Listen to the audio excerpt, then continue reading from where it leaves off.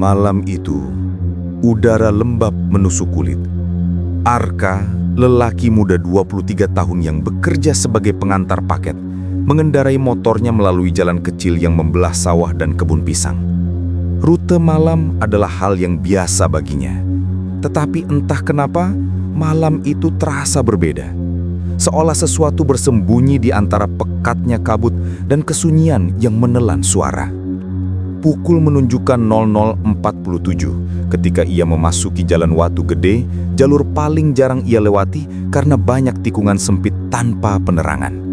Lampu motor satu-satunya cahaya yang memecah gelap. Arka memelankan laju motor ketika melihat sebuah bayangan berdiri di pinggir jalan. Orang lewat jam segini? Gumamnya.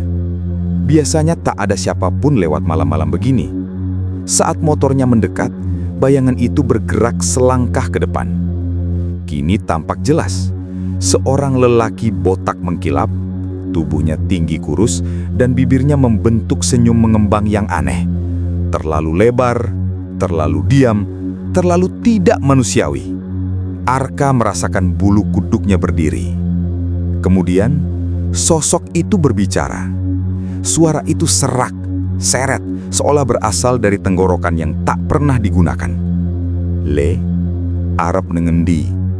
Nak, mau kemana? Arka langsung teringat sesuatu. Jangan menjawab jika disapa oleh makhluk tak dikenal. Jangan menoleh terlalu jelas. Sejak kecil ia diajari begitu, entah oleh siapa. Sekarang nalurinya berteriak, jangan jawab. Ia menatap lurus ke depan, pura-pura tak mendengar. Motornya ia percepat melewati sisi sosok itu dengan jarak yang sangat dekat. Namun ketika ia melirik sedikit dari kaca spion, sedikit saja, sosok itu masih tersenyum. Dan kini berdiri tepat di tengah jalan, padahal Arka baru saja melewatinya beberapa detik lalu. Jantung Arka memompa keras. Ia tidak boleh sadar bahwa Arka menoleh sedikit. Ia tidak boleh menjawab. Ia tidak boleh berhenti. Kabut semakin tebal. Motor Arka terasa lebih berat, seakan ada beban tak terlihat menumpang. Beruntung lampu rumah mulai terlihat ketika ia memasuki desa. Arka mengarah ke rumah Pak RT yang masih menyala lampunya meski lewat tengah malam. Ia mengetuk pintu dengan gemetar. Pak RT muncul dengan mata mengantuk, mengenakan sarung lusuh dan lampu senter kecil di tangan. Oh, Arka. Loh, kok pucet ngono? Arka langsung menunjuk ke belakang dengan suara gemetar. Pak, tadi di jalan ada seseorang. Bukan, saya nggak yakin, tapi dia ngikutin saya. Wajahnya... Pak RT tak menunggu Arka menyelesaikan kalimatnya. Ia memiringkan tubuh, memandang ke jalan gelap di belakang Arka. Jalan itu sepi, benar-benar sepi. Tetapi Pak RT wajahnya berubah tegang. Kowe orang baleni sapaane? Arka cepat menggeleng. Enggak Pak, saya cuma lihat sedikit. Pak RT menghela napas panjang, seolah lega campur takut. Syukurlah, nek sampai kowe jawab, wes rampung uripmu. Kalau sampai kamu menjawab, tamat riwayatmu. Arka menelan ludah, bingung dan takut. Pak RT kemudian memanggil istrinya untuk membuat teh hangat. Mereka duduk di ruang tamu kecil. Akhirnya Pak RT menceritakan apa yang selama ini hanya jadi bisik-bisik warga desa. Makhluk itu bernama Gundul Meringis. Ia sosok yang hanya muncul di malam tertentu, terutama saat kabut turun tebal. Legenda bilang ia dulunya manusia yang mati tak wajar, dikubur dengan wajah memar dan kepala dicukur habis hingga kulit kepalanya mengkilap. Setelah kematiannya, ia ditemukan membusuk, namun bibirnya tertarik membentuk senyum menyeramkan. Ada yang bilang ia dikutuk, ada yang bilang ia korban fitnah, ada yang bilang ia pencari teman. Yang pasti, siapapun yang menjawab sapaannya atau menoleh langsung ke wajahnya akan mati tercekik. Pernah ada warga yang menjawab sapaannya. Orang itu ditemukan keesokan paginya dengan leher membiru, mata melotot, dan bibir teranga, seperti memohon tolong. Makhluk kui mau ngikuti sakwancine, nganti ajan subuh, jelas Pak RT. Kalau tidak disapa balik, dianya, ya begitu, mengikuti dari belakang, gak bisa masuk rumah. tapi bisa nunggu di luar. Arka merinding. "Pak, apakah dia masih mengikuti saya?" Pak RT menarik tirai jendelanya, mengintip keluar. Gelap, hening. Tapi tiba-tiba senter di tangan Pak RT padam sendiri. Arka menutup mulutnya, menahan teriakan.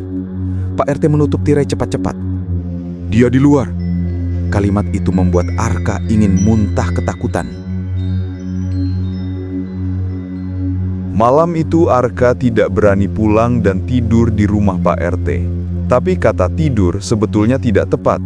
Bagaimana bisa tidur kalau setiap kali menutup mata, ia membayangkan senyum mengerikan dan kepala licin yang mengikuti dari belakang.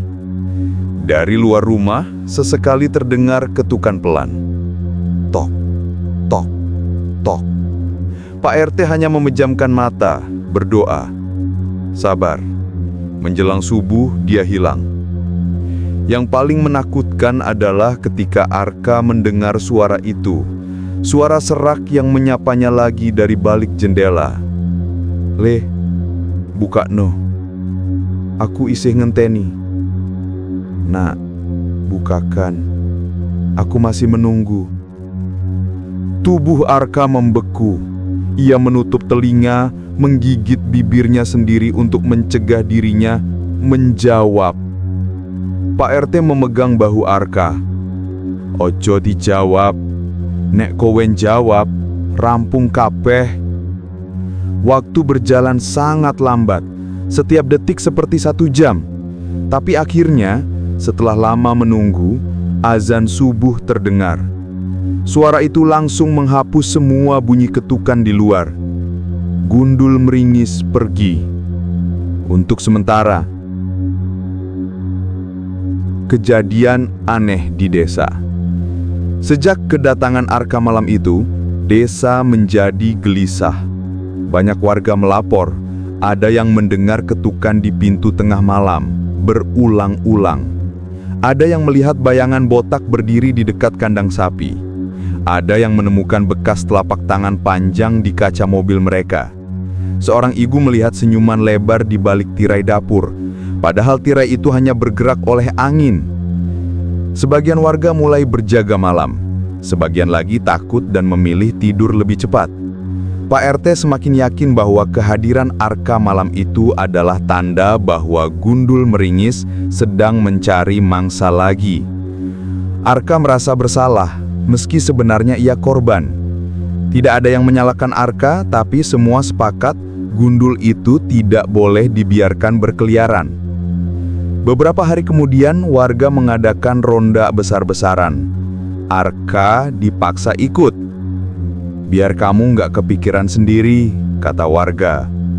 Malam itu pos ronda penuh. Obrolan ringan bercampur cemas.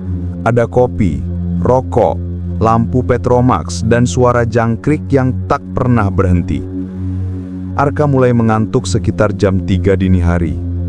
Ia mencoba bertahan, tapi matanya sangat berat. Salah satu warga menepuk bahunya. "Tuduh sida, ndak apa-apa. Masih ada kami."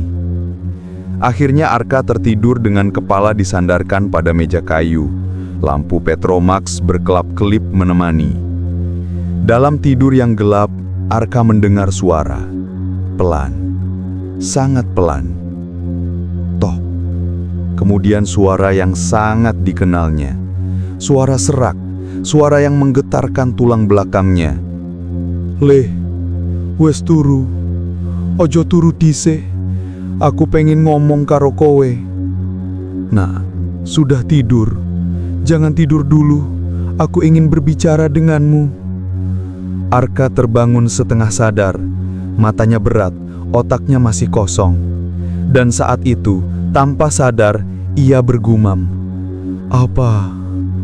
Hening 1 detik. Lalu dunia menggelegar. Sekejap itu juga, leher Arka seperti ditarik tali tak terlihat. Udara berhenti masuk.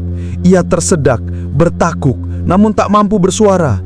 Pandangannya bergetar karena tubuhnya seperti diangkat sedikit dari kursi. Kedua tangannya mencakar-cakal udara, mencari apa yang mencekiknya. Di depannya, Samar-samar, ia melihat sosok kepala botak berdiri di dekat pintu pos ronda dengan senyum menganga belar lebih lebar daripada yang pernah ia lihat. Warga yang lain tidur pulas, tak satu pun sadar. Arka mencoba menjerit, tapi hanya bunyi krek dari lehernya yang keluar. Ia melihat ke sekeliling. Di dinding pos ronda ada besek bambu kecil berisi bunga telon dan daun pandan, peninggalan Simbah Jaga dulu yang katanya untuk mengusir makhluk halus. Dengan sisa tenaga, Arka menendang bangku, meraih besek itu dan melemparkannya ke arah pintu.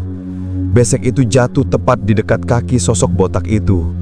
Sosok itu mendesis, senyumnya merenggang, lalu ia menghilang seperti asap tertiup angin. Arka terjatuh ke lantai, batu keras, menangis tanpa suara. Lehernya membiru, tapi ia masih hidup. Warga yang terbangun karena suara ribut langsung panik melihat keadaan Arka. Semua orang sadar, Gundul Meringis ternyata mencoba membunuhnya. Dan itu berarti makhluk itu tidak hanya mengikuti atau menunggu, ia kini aktif berburu. Pak RT segera menghubungi seseorang bernama Ki Ragil. Orang sakti yang tinggal di desa sebelah dikenal bisa menangani gangguan makhluk gaib. Ki Ragil datang menjelang malam, membawa tas kulit berisi dupa, bunga, dan benda-benda kuno. Ketika ia pertama kali menginjak desa, angin langsung berubah dingin.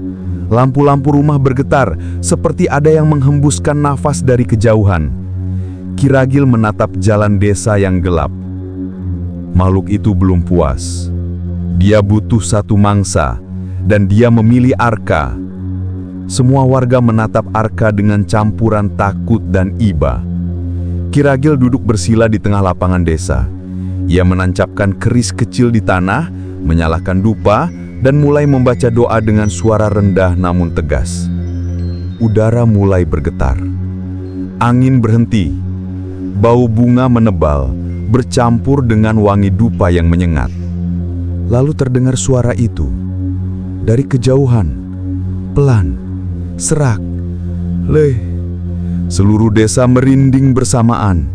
Suara itu datang lagi, lebih dekat. Leh, aku weruh kowe. Nah, aku melihat kamu.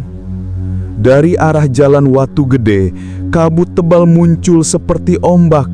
Dari dalam kabut terlihat bentuk seseorang, tinggi, kurus, botak, dengan senyum mengerikan. Gundul Meringis mendekat. Warga mundur ketakutan. Arka bersembunyi di belakang Pak RT, seluruh tubuhnya bergemetar hebat. Ki Ragil berdiri, menatap makhluk itu tanpa gentar. Ia mengangkat dua tangan dan berteriak, "Wes bali, ocong ganggu menungso.